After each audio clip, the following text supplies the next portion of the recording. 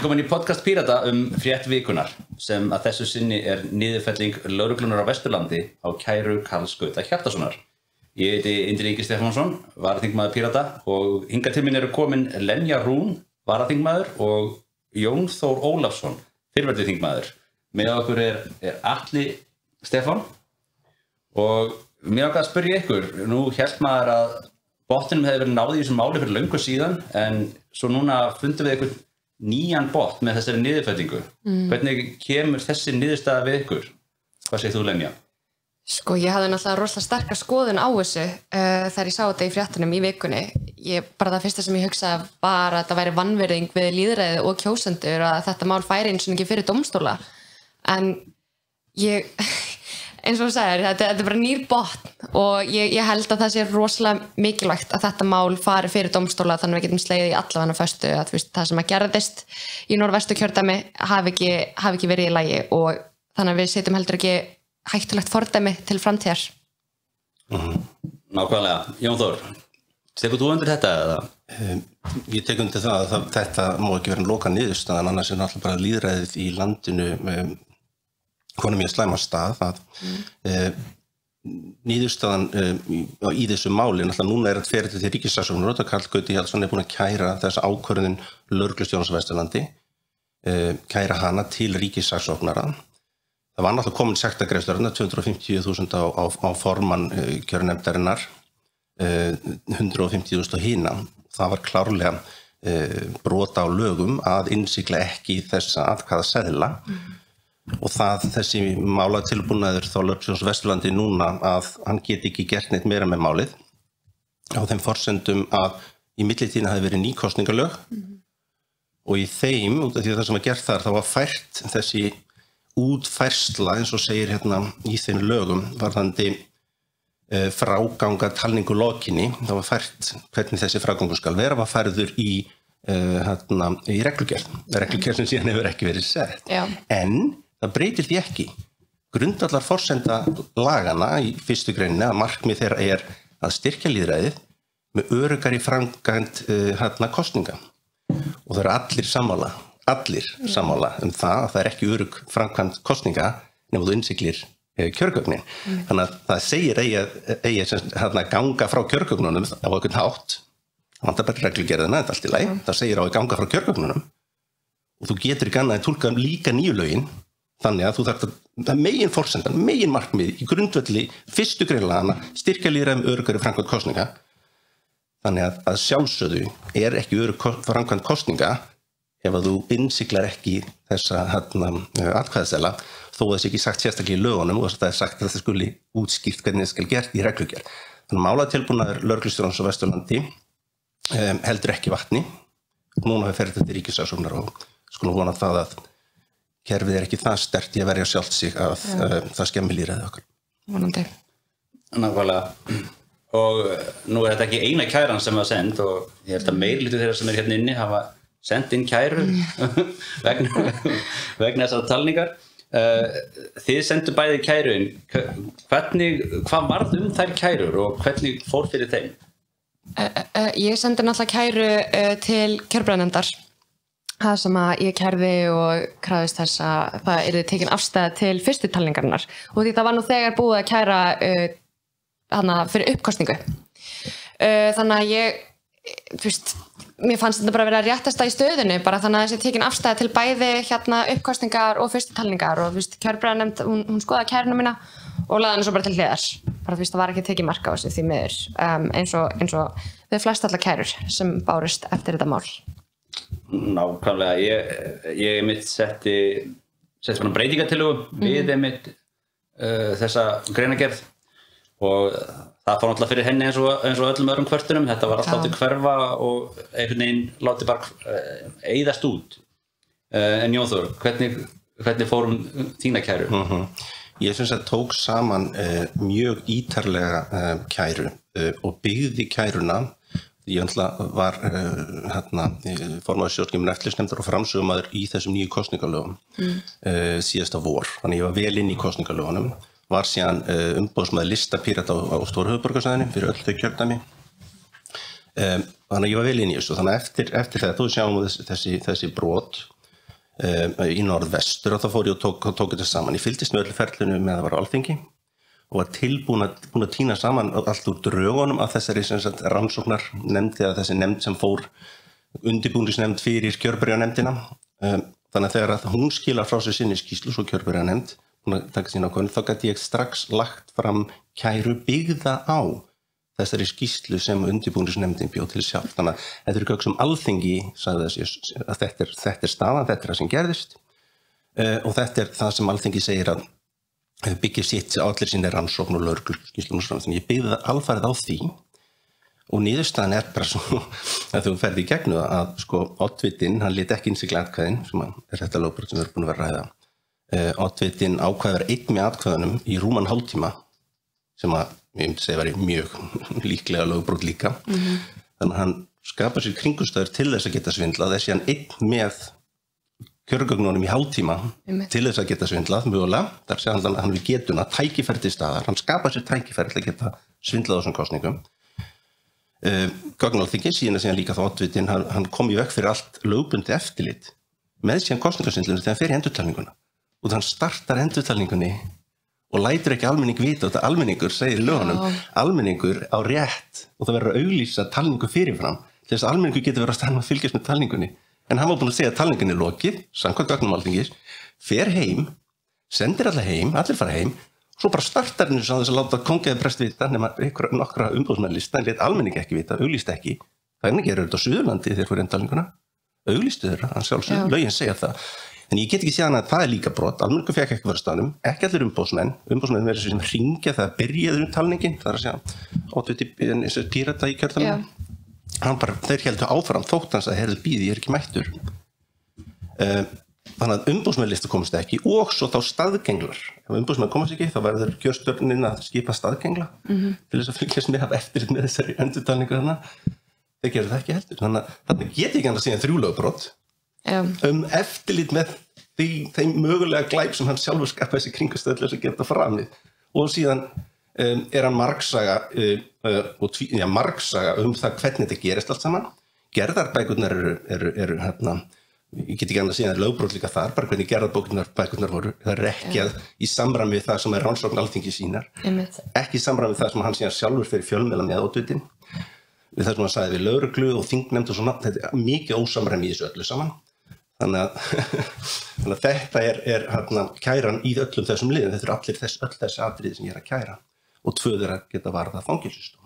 Sko, mér finnst þetta bara magnað þegar við förum yfir þetta svona ítarlega, hvað það áttu mörg hugsanleg eða bara staðfest lögbrot sér stað við framkvæmd þessara kosninga, þá er samt látið seinni talninguna gilda og mér líður eins og það sé ekki hægt að taka mark á mér og því ég er manneskjan sem datt út, en þú veist, þetta varða náttúrulega bara miklu stærra heldur en þingmenn sem eiga sæta á Alþingi. Þetta snýst lýðræðið og hvort að það sé einhver vafi á niðurstöðum lýðræðislegra kosninga sem að klárlega er með þessa framkvæmd.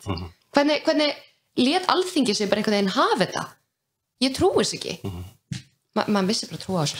Má ég vera með eina súkkulaðspurningu því ég ætla að vera súkkulaði sem þetta. Af hverju var ákveðið að fara í endurtalningu? Ég nefnilega misti svolítið á því byrjunni. Það er basically oddvitinn sem ákveður það. Hann segist að fengi símtalarna frá formanni landskjörstjórnar á ákveðnum tímapunkti. Mögulega fekk hann það símtal en það er allavega ekki búið að staðfesta það, en hann fekk allavega símtal síðan einhverjum hálftíma síðar frá formann landskjörstjórnar, ritara og starfsmanni. Þau voru 3 í herberginu okkar og þá segir hann grundvelli þess að þá fengi að vita það að það verið 2 atkvæði sem að muna þetta milli það að þessi uppstokkun myndi öll fara af stað, að þá hafi hann ákveðið að fara í þessa farið þessi endurtalningu. Óumbeðna endurtalningu. Óumbeðna endurtalningu og öllum öðru nema bara þeir fóru bara stað sjálfur. Þú voru búin að segja að talningunni er lokið. Það er alveg skýrt einhver gögnum Alþingis. En mín kæra sem sagt, bara svo ég klári þess að svara spurningunni niðri. Ég sem sagt lögreglustjóri á Vesturlandi, ég sendi hann að þangað. Hann tekur þá afstöðu að hann get ekki gert neitt með þetta, hann hafi ekki heimildir í lögum til þess að gera neitt að þess býtu. Jú, þú víst heimildir í lögum, lögin er alveg skýr, menn hann tók ákvörðun það að sekta fyrir það að innsigla ekki kjörgögnin sem var eitt brot, það mátti sekta fyrir það. En síðan eru bara 9 önnur brot sem maður getur sektað fyrir, en ákveður að sekta ekki neitt með þau. Þannig að Ég hafði kærufrest í mánuð til ríkissaksóknara með það og ég bara misti af því, ég sá ekki hana kærufrest þannig að ég datt út, þannig ég get ekki kært áfram þannig ég hringdi ríkissaksóknara og spurði, já, getur varla verið þannig að ef stjórnvald ef það kært einhver möguleg brot stjórnvalds lögreglan ákveður að gera ekkert með það, vísa því frá kærufrestur rennur út að þá bara stjórnvaldi stikk frí með öll þessi brot, það lítur ykkur annar að geta kært og þeir segja, já, sjálfsög þannig ég talaði við Indriða sem hérna þáttastjórnandinn í podcastinu og benti honum á þetta og sagði, vilt þú ekki bara kæra þetta? Þú getur kært það, þú ert vel inn í þessu, þú fórst þarna upp í norðvestur og búin að sinna þessu eftirliti vilt þú ekki bara grípa kæruna mína og laga hana þess til eins og það bara formgera hana og senda hana sjálfur því að þá verður lögregluverslun að taka afstöðu til hennar og virkjast þá nýr kærufresti til ríkissaksóknara og það það sem að Indriði hefur gert. Nákvæmlega, ég tók bara boltann og nýtti mér kæruna sem var til staðar og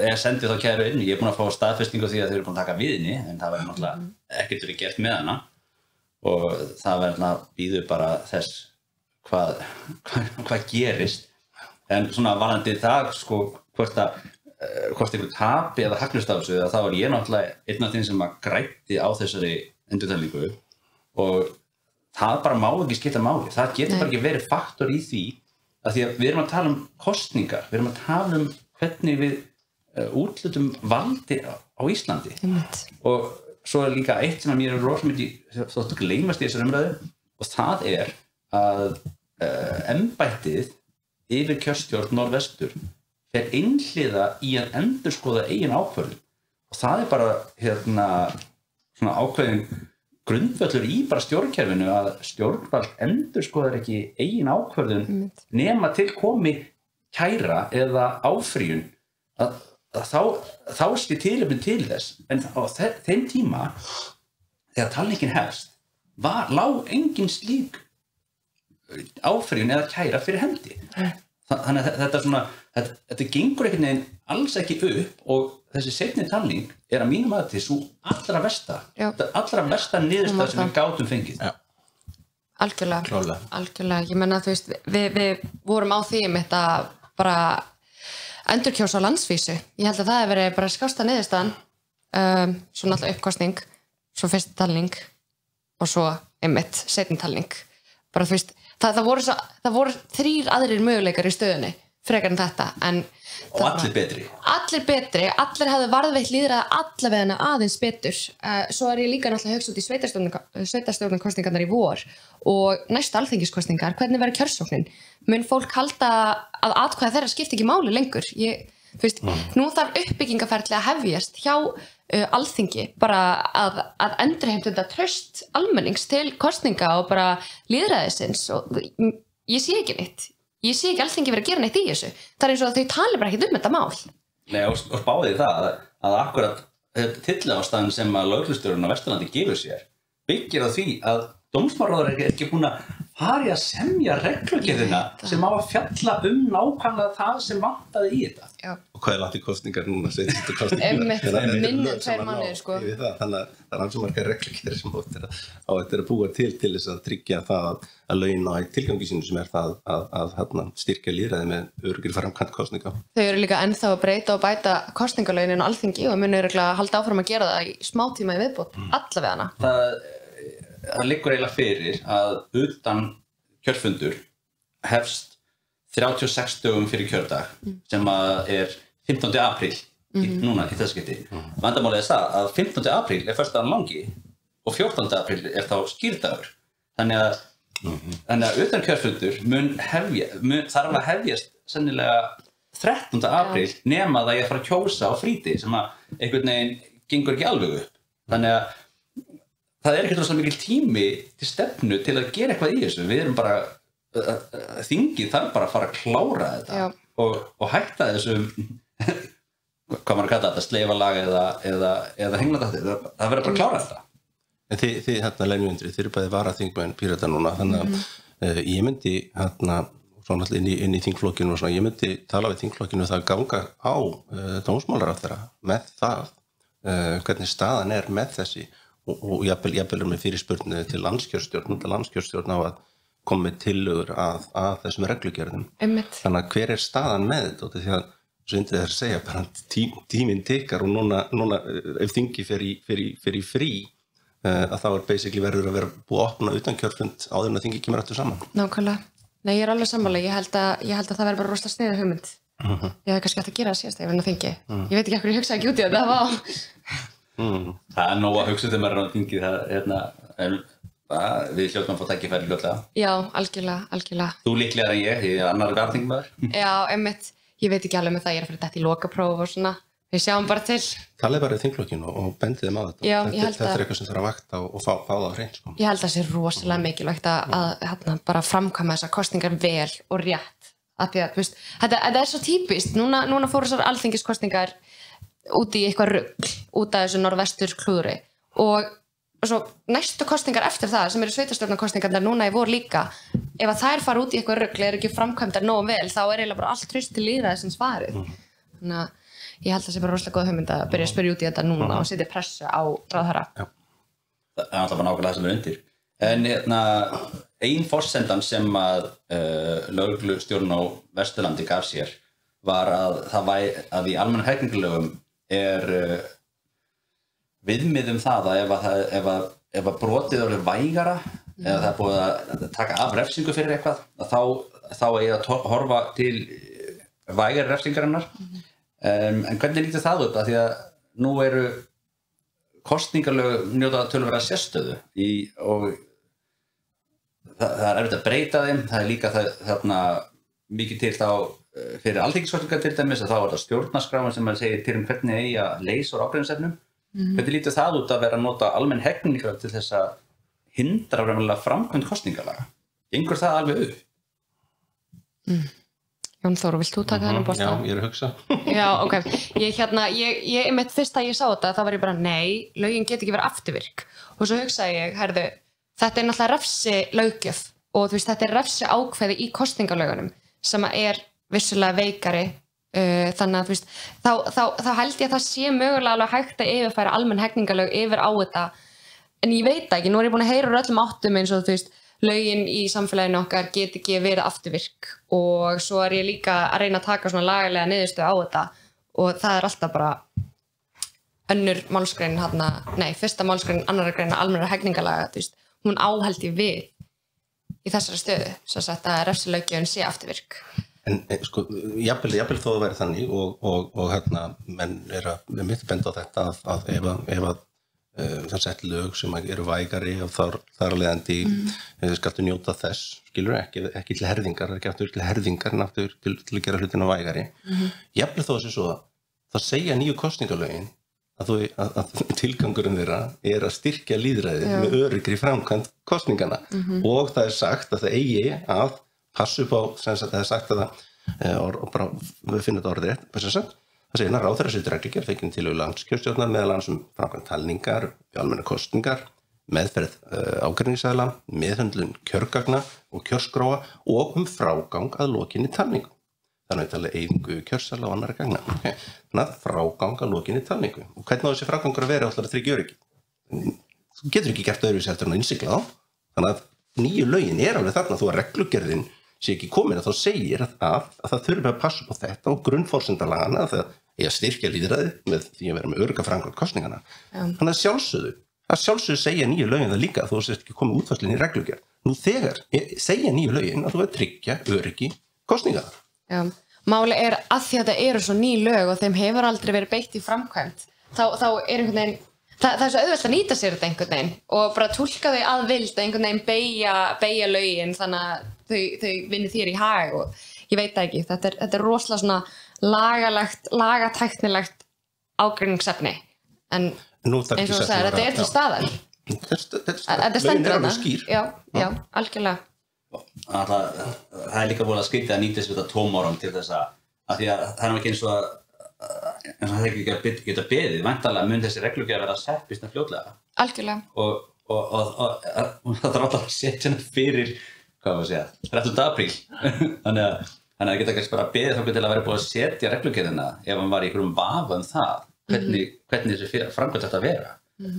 En svona kannski þessu tengt, þá verður ekki beint séð að greinargerðinni með frumvarpinu að það hafi heldur verið sko ætlun löggjafans að breyta neinum framkvæmdina, heldur bara einhvern veginn að gera hann svona skilvirkari að ef það þyrfti að gera eitthvað svona hliðranir eða breytingar þá kallaði það ekki á raunverulega lagabreytingu því það er náttúrulega býsna erfitt að breyta kosningalögum, það er 2/3 atkvæðafjölda sem gera það verkum að það væri mjög auðvelt fyrir flokk að taka máli í gíslingu og það er kannski ekki heldur gott fyrir lýðræðið að sú staða komi upp. Þannig að, Jónþór, þú ert kannski komaðist inn á það, hvernig er það ekki rétt skilið að það var engin ætlun löggjafans að rýra neitt skyldur yfirkjörstjórna til þess að innsigla og ganga vel frá kjörgögnum? Að sjálfsögðu, og gefur líka bara skýrt hérna fram einmitt þessa 99. grein, þar sem ég var að lesa á þann það varðandi fráganga að lokinni talningu, að þá segir hérna í greinagerðinni er þetta í samræmi við megin markmið frumvarpsins einföldun regluverks, þar sem lagatæknilegum atriðum er snúa eingöngu að stjórnsýslu atkvæðatalningarinnar og hlutverki kjörstjórna verði komið fyrir í reglugerð. Það er bara lagatæknilegt atrið til þess að gera þetta þannig að þú sért ekki með þetta allt saman inn í lagatækninum sjálfum, þú ert með þetta inn í reglugerðunum. Þannig að það er alveg skýrt, þetta er alveg skýrt í greinagerðin með frumvarpið sem er náttúrulega lögskýringargögnin sem þú þarft að horfa til. Þannig ég myndi segja bara lögreglustjórinn á Vesturlandi var ekki að vinna vinnuna sína við það að sinna því að við höfum styrkjum lýðræðið, eins og segir með markmiðalagana, styrkjum lýðræðið með öruggri framkvæmd kosninga. Mér finnst líka svo rosalega fyndið að það, mér líður eins og lögreglustjórinn á Vesturlandi hafi bara ekkert kíkt á greinagerðina, hafi ekkert kíkt í lögskýringargögn, þar sem að það kemur bara beint fram hver vilji löggjafans var með þessum lögum. Framtíðin er þannig að þú kærir ekki lengur til lögreglustjórana sem er gott, þú kærir bara beint til ríkissaksóknara. Þannig er framkvæmdin í nýju lögunum. Því að þeir virðast ekki hafa burði til þess að skoða þessi mál nógu vel. Nei. Það er nákvæmlega þannig. Svo kannski finnst mér ómögulegt annað en að skoða þetta í samhengi við nýlegt dæmi þá málatilbúna lögreglunar Norðausturlandi gegn blaðamönnum þegar hann seilist ansi langt til þess að gera blaðamennina sakborningum og svo öfugt hérna að þá er býsna langt seilst til þess að nýta sér tómlæti ráðherra við að setja reglugerð til að embættismenn sleppi við ákæru. Já. Þetta er svolítið fyndið hérna hvað lög það er hægt að túlka á svo mismunandi vegu en hvernig lögin voru túlkuð hjá lögreglunni á Norðurlandi og svo lögreglunni hjá Vesturlandi. Þetta er skýrt dæmi hvernig maður á ekki að sinna þessari vinnu. Þú getur ekki reachað svona ótrúlega langt til þess að túlka lög sérstaklega þér í hag einhvern veginn. Sama með, til dæmis með málið hjá lögreglunni á Norðurlandi eystra. Það ekki? Jú, Norðurlandi eystra. Þetta ákvæði, þetta er stafrænt kynferðisofbeldi. Ég bara skil ekki hvernig það er hægt að túlka þetta. Ég veit ekki, ég skil þetta ekki. Nú er ég laganemi og þetta slær mig svo ótrúlega mikið út af því að ég er að læra að beita lögum en svo á hinn bóginn þá er ég líka hluti af löggjafavaldinu sem er að semja lögin og þegar svona mál koma upp, það er smá svona hver er að klikka? Er það fólki sem er að beita lögunum eða er það fólki sem er að semja lögin? Að þau eru ekki nógu skýr. Ég myndi klárlega, þegar við horfum á bara þessi tvö mál, það er kjörstjórnin í Norðvestur og formaðurinn sem að fór fram með þessum hætti sem við erum búin að vera að tala um hérna í þættinum. Þetta er aðili, þetta er innmúraður sjálfstæðismæður og það bara virðist vera, við rekust alltaf á það. Og hver er þessi lögreglustjóri í Norðvestur sem er að nota mitt lög stafrænt kynferðisofbeldi til þess að fara átti blaðamönnum sem er að fjalla óþægilega fyrirtæki sem að er einn stærsti styrktaraðili Sjálfstæðisflokksins. Og þess sjávarútveg sem Sjálfstæðisflokkurinn stendur vörðum.